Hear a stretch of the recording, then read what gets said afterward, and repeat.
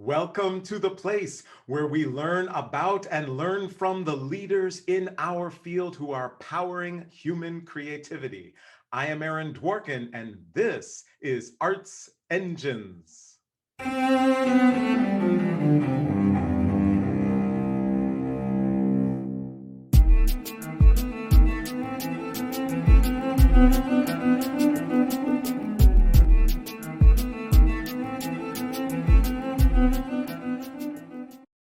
Thanks again for joining me here on Arts Engines. Today's guest is Tehvon Fowler-Chapman, who serves as Executive Director of the Washington Concert Opera. Tehvon, welcome to the show. Thank you so much for having me, Aaron.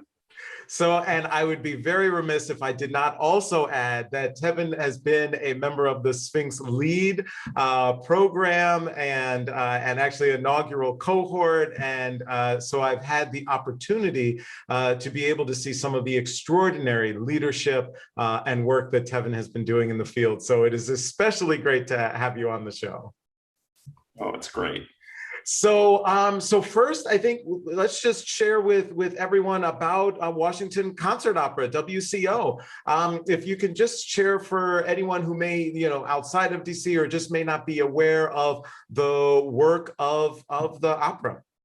Yeah, so Washington Concert Opera in many ways is like a lot of other opera companies. We present opera and we feature, the finest, most established talent of singers as well as emerging artists. Something that's different about concert opera or Washington Concert Opera is that it is just concert opera. We don't actually program or we don't do operas with sets or with costumes or with stage direction. It's literally or it is all about the music, and it's designed to give audience members a different kind of listening environment and experience, and the same thing for the performers on stage. Rather than there being several feet or a ton of things separating singers from the orchestra, from the conductor, it's just a much more intimate experience for all involved.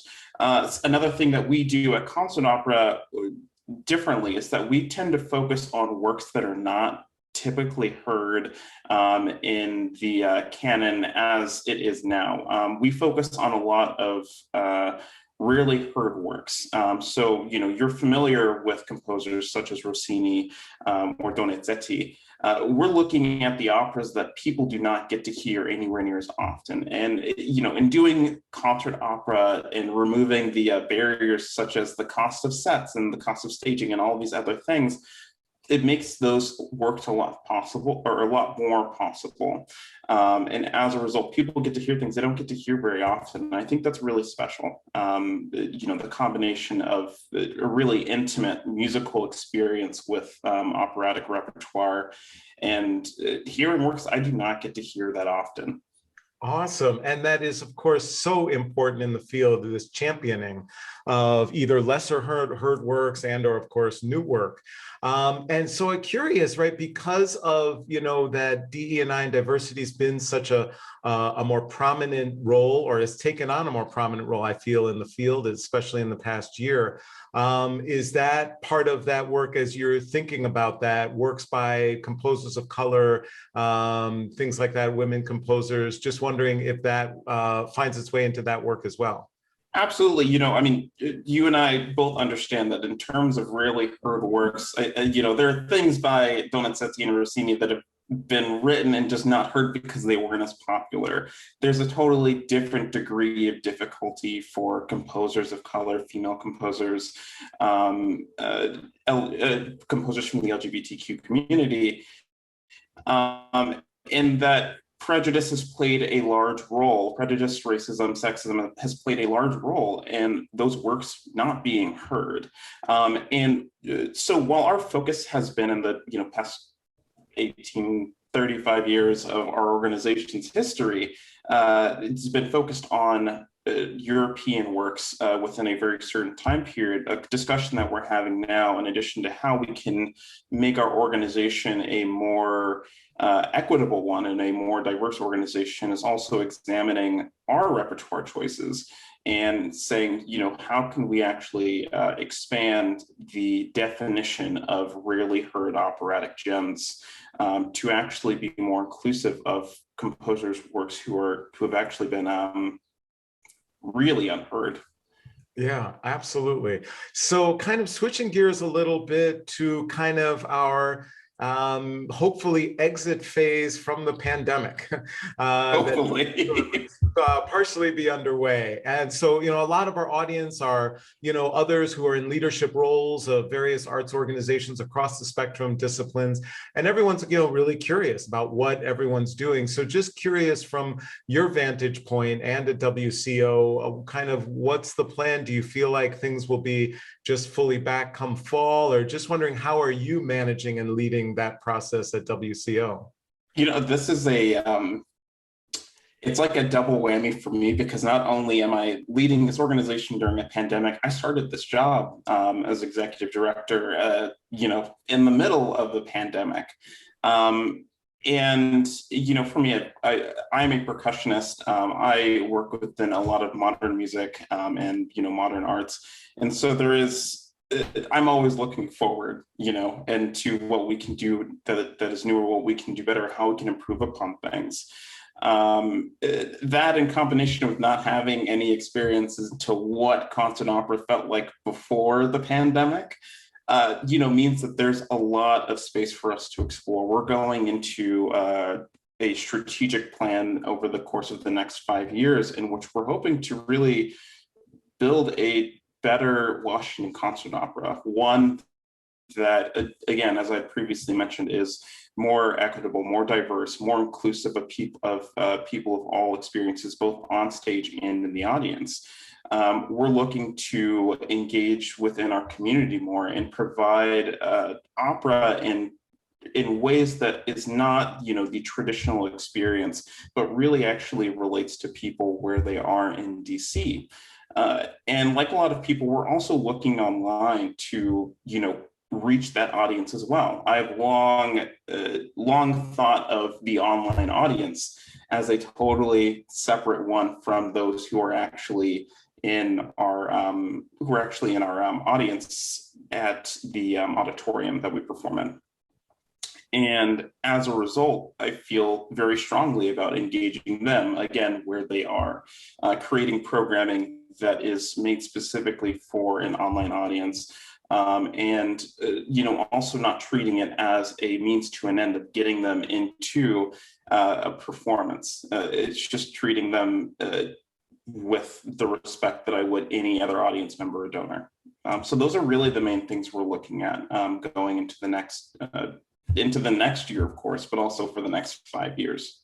Right. Yeah, absolutely. So in kind of this year, right, for you of transitioning, as you reflect back, is there anything that kind of stands out from this past year that you're like, that was a key thing, either a key thing that happened in terms of my own career trajectory, or a key thing that it was able to help bring about at WCO or otherwise, that I feel was, really stands out as I kind of reflect on the year? Because, a lot of people are reflecting on this past year and saying, what key things, what kernels can I take forward?